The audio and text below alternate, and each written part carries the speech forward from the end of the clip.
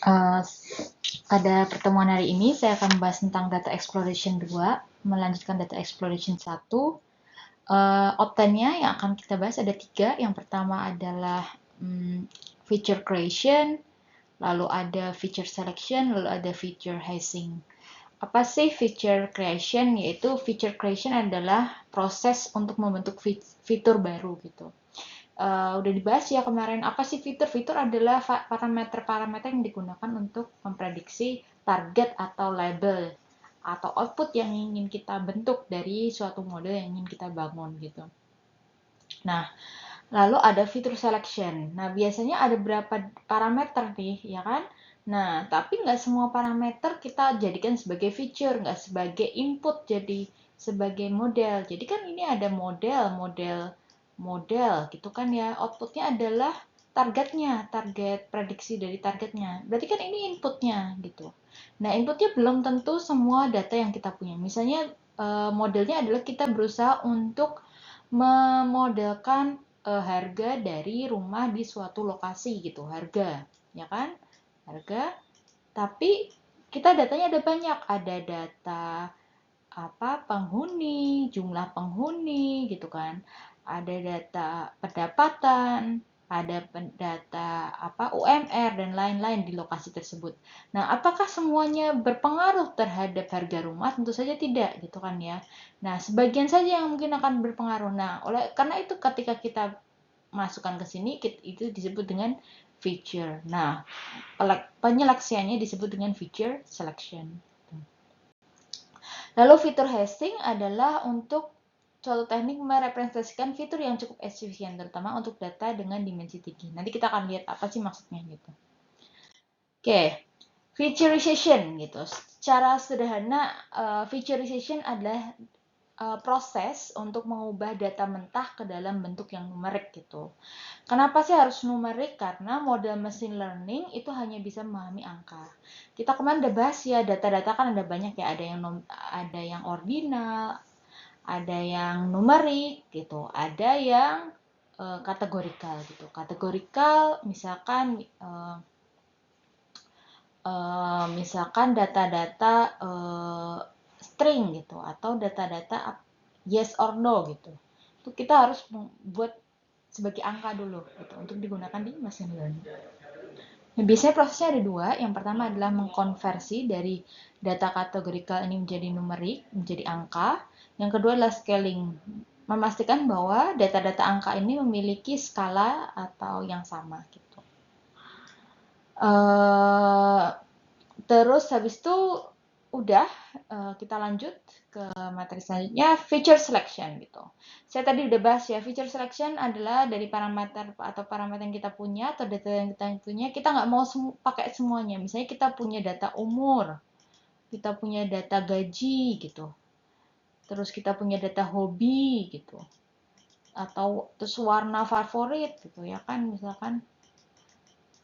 Terus itu status pernikahan, misalnya status juga.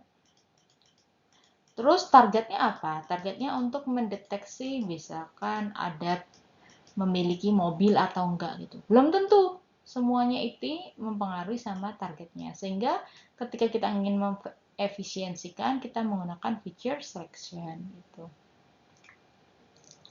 Nah, kenapa sih kita nggak pengen semuanya? Karena yang pertama kita ingin menjaga agar pembuatan modelnya lebih cepat gitu. Jadi kita nggak pengen model makin banyak input berarti makin lambat modelnya. Yang kedua adalah kita nggak pengen yang mendapatkan overfitting gitu. Yang ketiga alasannya ya karena nggak semua kolom itu berpengaruh sama targetnya gitu. Nah, feature selection bisa dibagi metodenya berdasarkan data tipe gitu. Misalkan, jadi feature selection tuh caranya banyak banget gitu. Cuma pertanyaannya adalah pakai yang mana ya kan ya, pakai yang mana gitu. Nah, kalau misalnya datanya itu inputnya dan numerical, targetnya itu adalah numerical, maka kita bisa pakai Pearson atau Spearman gitu. Tapi kalau outputnya itulah kategorikal, kita bisa pakai ANOVA. Lalu kalau misalnya inputnya kategorikal, outputnya numerical, kita bisa pakai candles gitu. Lalu kalau misalnya input dan output sama-sama kategorikal, kita bisa pakai chi-square atau mutual information gitu. Kita nggak akan bahas semua, kita hanya akan bahas beberapa di slide ini dan di Google Colab. Nah, itu berdasarkan data tipe. Feature selection juga bisa berdasarkan jenis trainingnya atau berdasarkan metode. Kita kalau misalnya metode trainingnya supervised, oh berarti kita pakai feature selection yang seperti apa. Kalau unsupervised, kita pakai yang seperti apa gitu. Nah, metodenya itu bisa dikategorikan menjadi 3. Yang pertama adalah filter, yang kedua adalah wrapper, yang ketiga itu adalah hybrid gitu. Nah, kita bahas satu-satu ya mungkin. Filter dengan namanya itu kita menentukan fiturnya berdasarkan statistik aja gitu. Jadi kita nggak pakai model machine learning, kita nggak pakai model apapun gitu. Nah, nanti nilai statistik antara fitur dan label, kalau supervise, kita ambil, lalu kita ambil fitur yang memiliki hubungan paling kuat gitu. Contoh alatnya ada apa? Sama kayak sebelumnya, contoh alatnya ada kolerasi Pearson, chi-square, ANOVA, mutual information gitu. Nah, kapan digunakan? Ketika kamu ingin lebih cepat gitu, untuk mendapatkan feature selection lebih cepat, terus dia juga cocok untuk data yang lebih besar gitu. Terus habis itu ada juga wrapper gitu. Yang kedua wrapper adalah ketika fitur yang ingin kita coba-coba itu langsung ke model. Jadi caranya pertama kita bikin subset fitur dulu, lalu latih model, terus lanjut ukur performanya gitu. Setelah ukur performa kita ulangi sampai ketemu kombinasi fitur yang terbaik. Nah, itu disebut dengan wrapper. Contohnya adalah forward selection, backward selection. Forward selection artinya apa? Kita nambahin fitur satu-satu. Jadi fitur yang pertama kita masukin, fitur yang kedua kita masukin, fitur yang ketiga kita masukin. Jadi setiap kita nambahin fitur, kita hitung performanya gitu. Lalu kita bandingin gitu.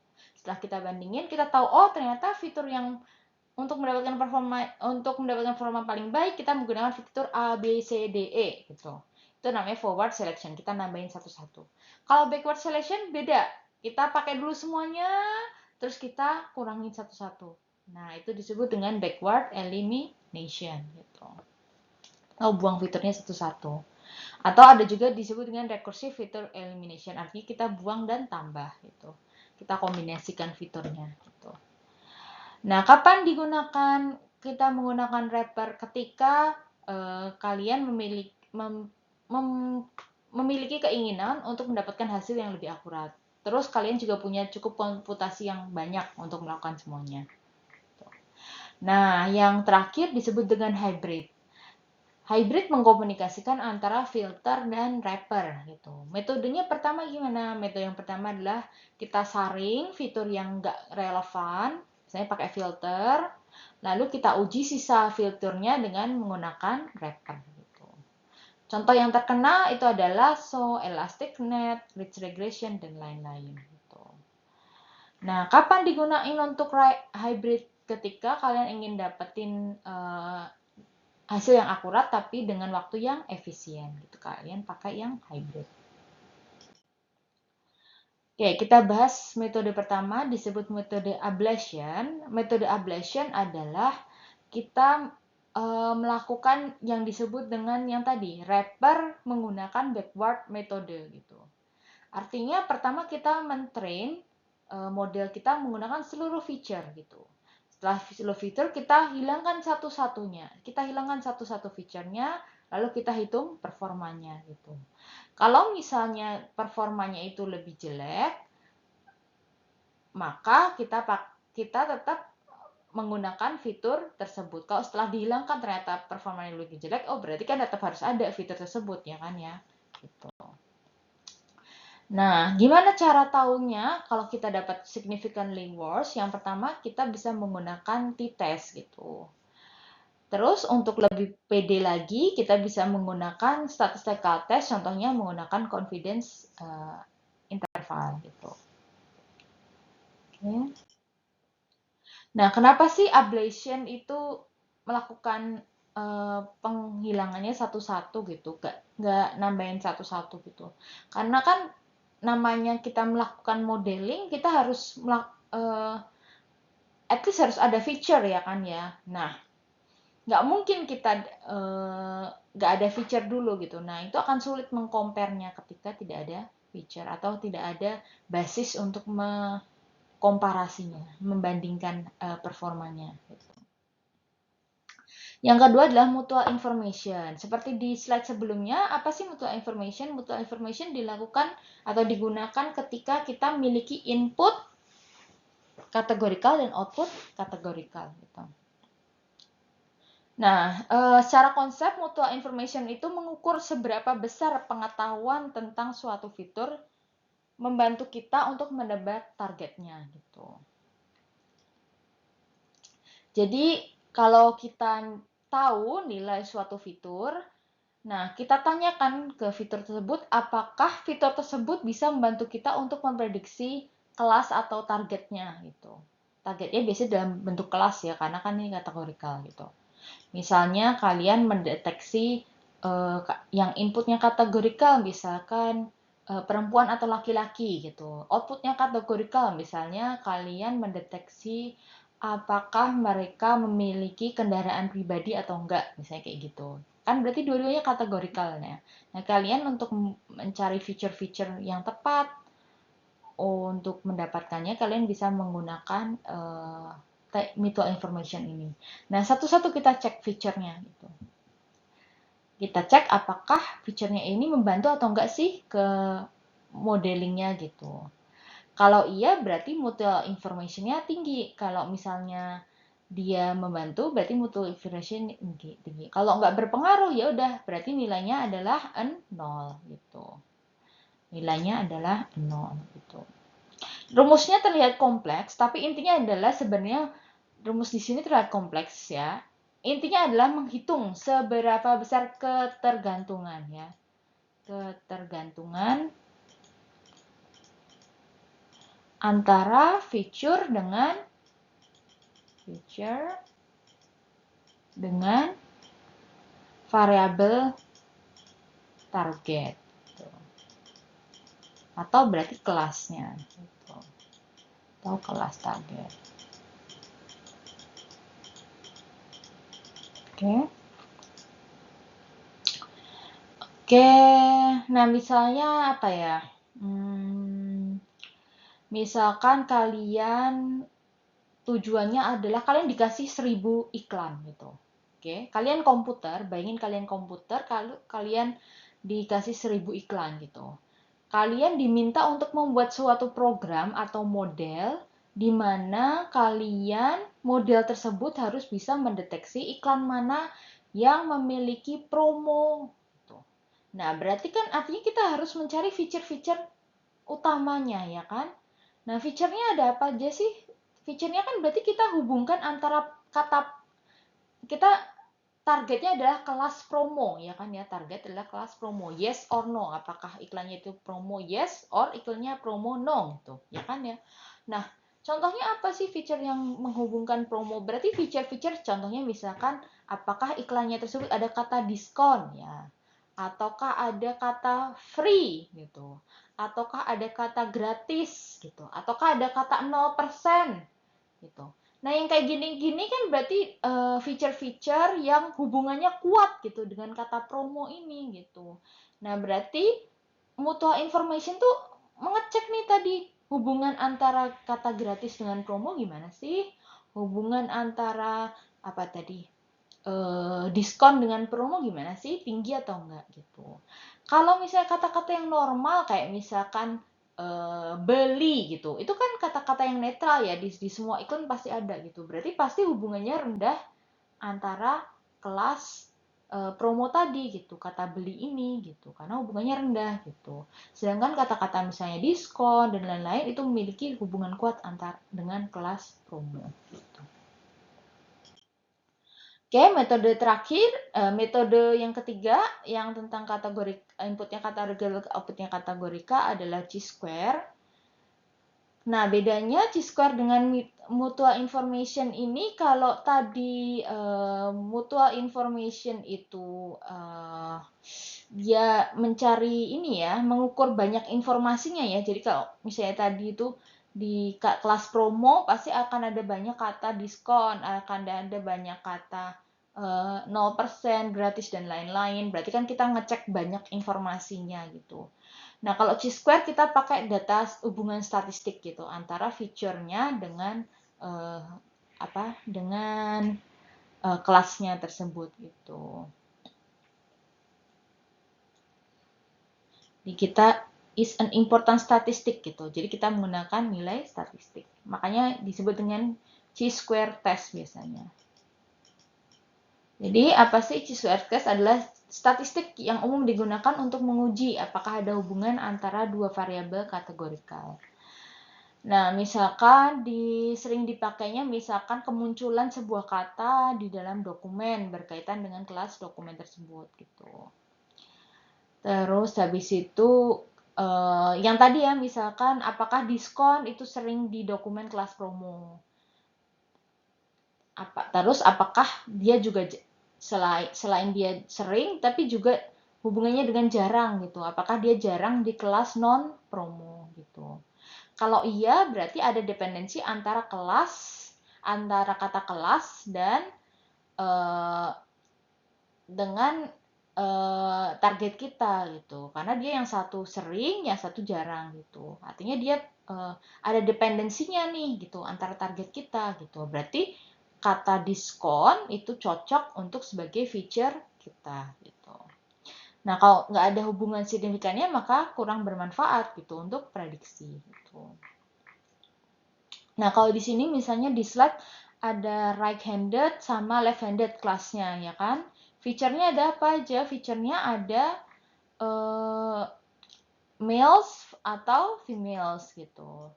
Nah, prinsipnya sama ya. Jadi kita cek hubungannya males dan females ini dengan kelas right-handed dan left-handed. Gitu.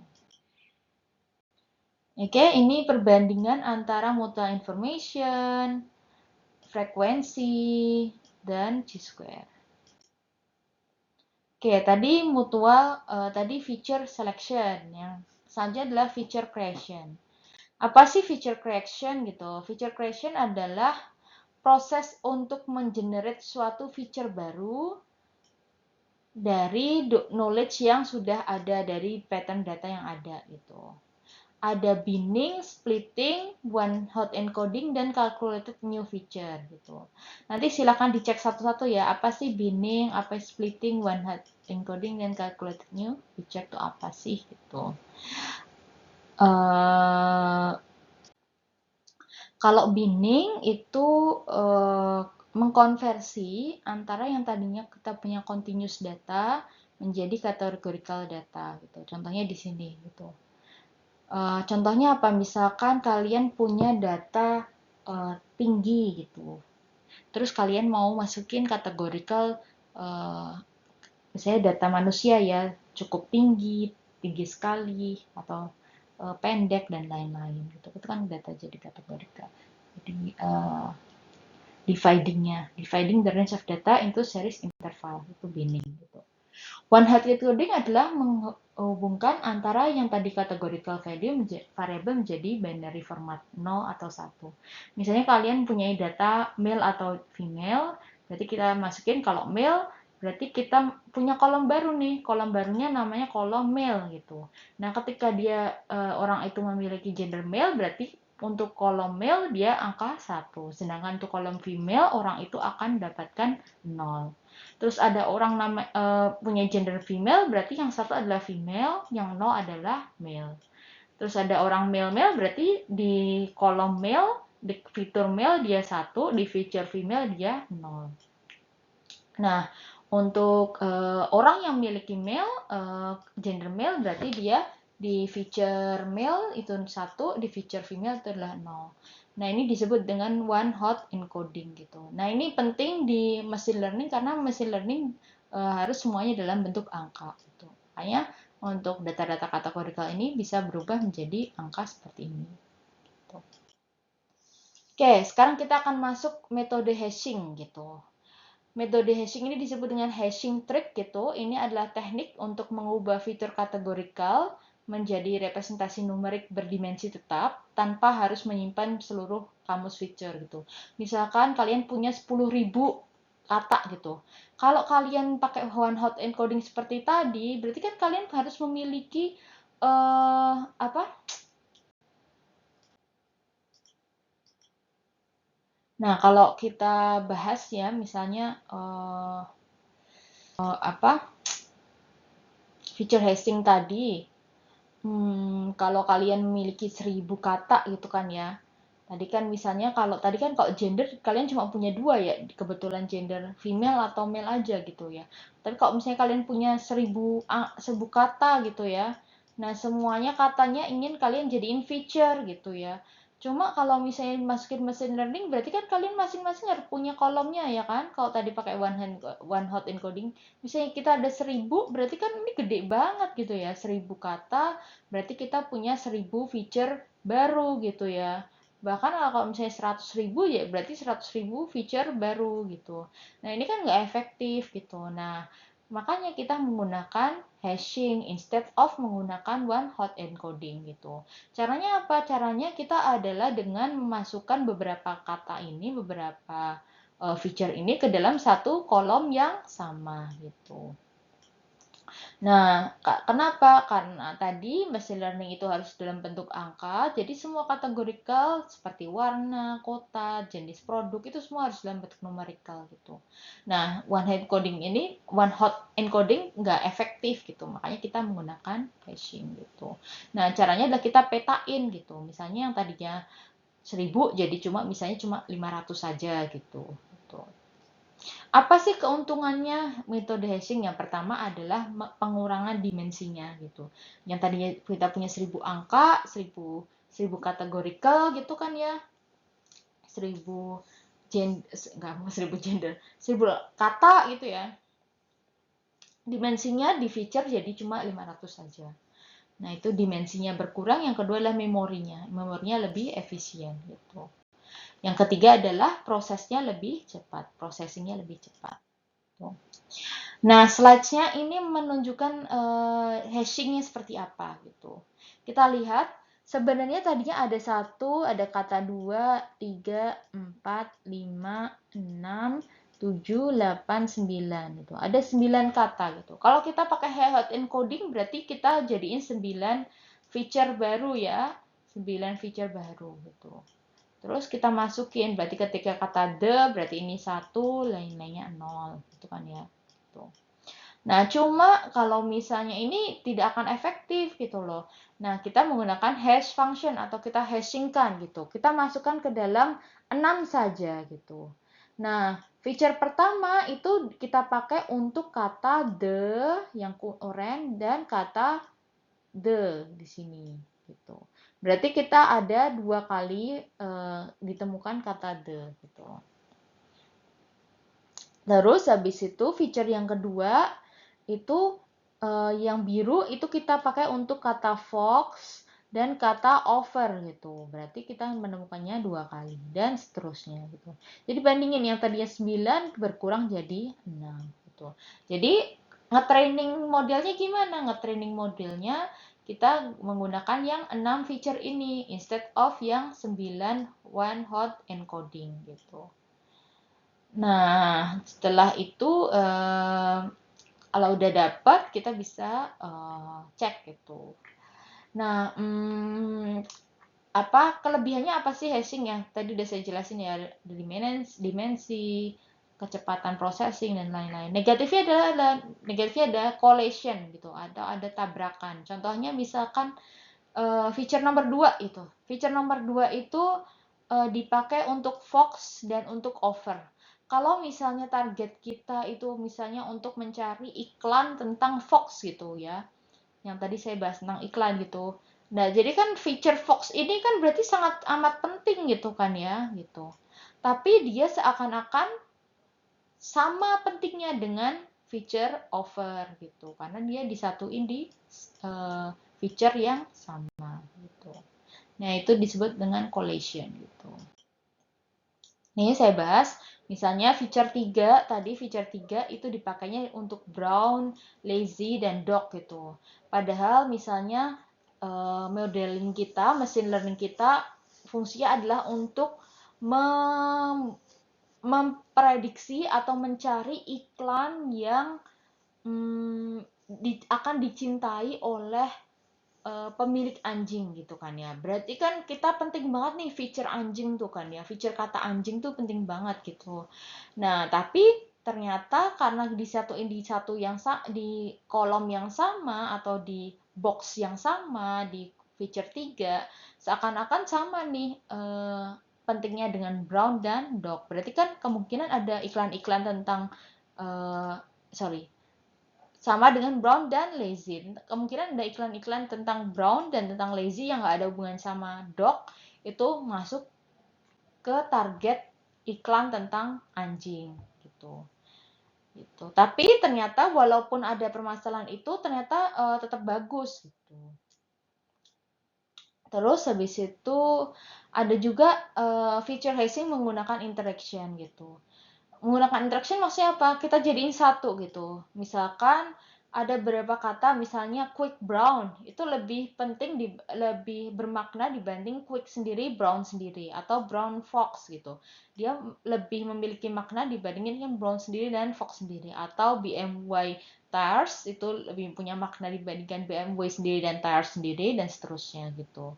Nah, ketika kita mengetahui makna-makna tersebut, maka interaksi-interaksi tersebut maka kita bisa pairkan gitu. Jadi kita jadiin satu feature box yang sama gitu.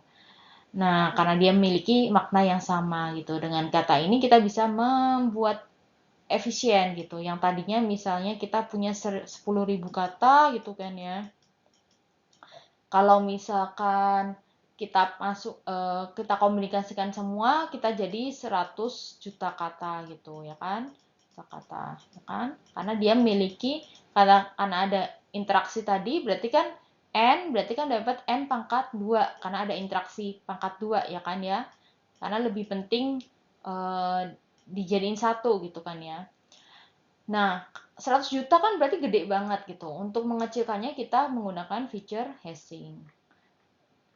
Jadi yang tadinya butuh 100 juta slot, kita bisa kecilkan misalnya jadi 10.000 slot gitu.